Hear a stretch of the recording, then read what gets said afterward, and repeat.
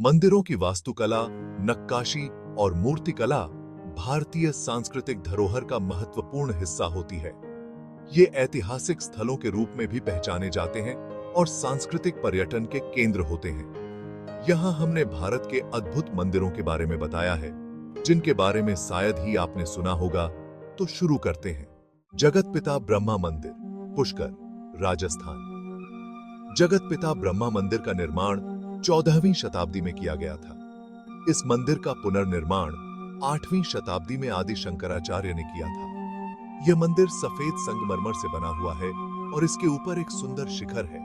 मंदिर के मुख्य गर्भगृह में भगवान ब्रह्मा की 4 मुखी मूर्ति स्थित है।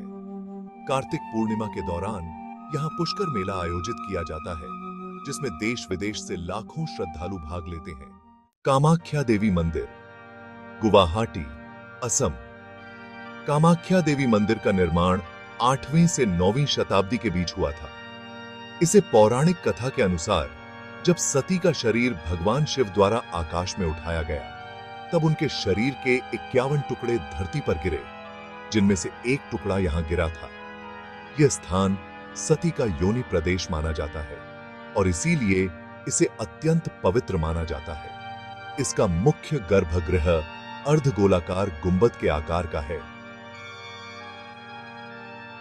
जो पत्थरों से निर्मित है। मंदिर परिसर में 10 अन्य देवी मंदिर भी हैं।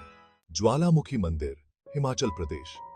हिमाचल प्रदेश के कांगड़ा जिले में स्थित है और यह देवी ज्वालामुखी, ज्वाला देवी को समर्पित है। ज्वालामुखी मंदिर की वास्तुकला सरल और प्राचीन शैली में है।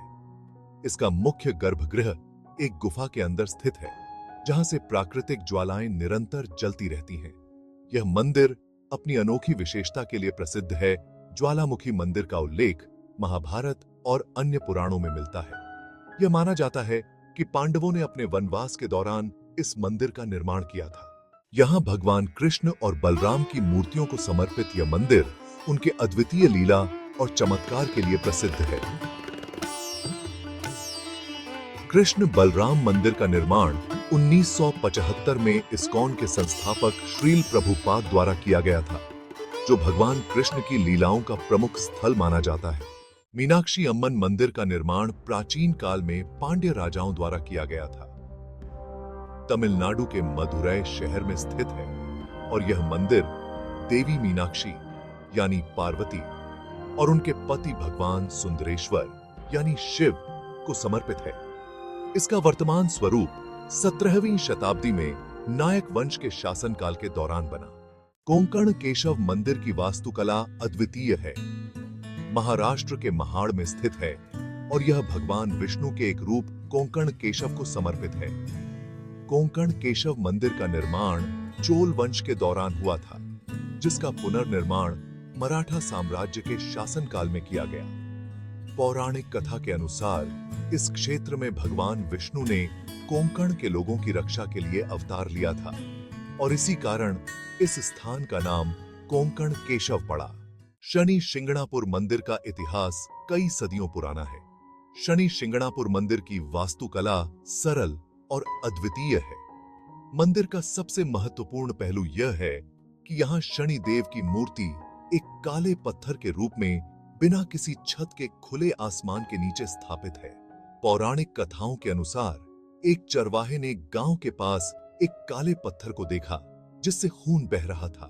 रात में भगवान शनि ने उसे सपने में आकर कहा कि यह पत्थर उनका स्वरूप है और उसे खुले में स्थापित करने का निर्देश दिया। इस प्रकार इस मंदिर की स्थापना हुई और यहाँ शनिदेव की पूजा की जाने लगी।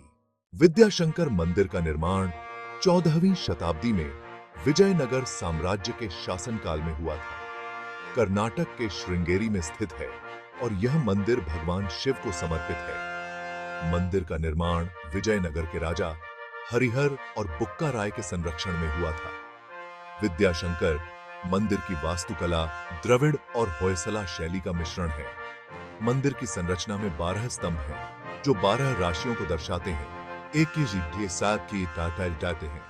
यह मंदिर भगवान शिव के ज्योतिर्लिंगों में से एक है और भारतीय उपमहाद्वीप के सबसे पुराने और प्रमुख धार्मिक स्थलों में से एक माना जाता है। भारत के गुजरात राज्य के सौराष्ट्र क्षेत्र के प्रवास पाटन गांव में स्थित है।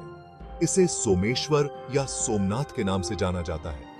वर्तमान मंदिर का निर्माण 1951 में भारत के पहले प्रधानमंत्री पंडित नेहरू के नेतृत्व में किया गया था। यह भारतीय संस्कृति और इतिहास में एक महत्वपूर्ण स्थान रखता है।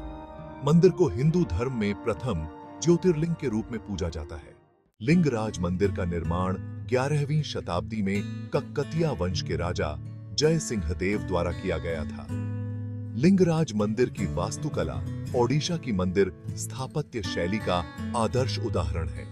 मुख्य गर्भगृह में भगवान शिव का लिंग स्थापित है, जिसे लिंगराज के रूप में पूजा जाता है। इसे भारतीय स्थापत्य कला का महत्वपूर्ण स्थल माना जाता है।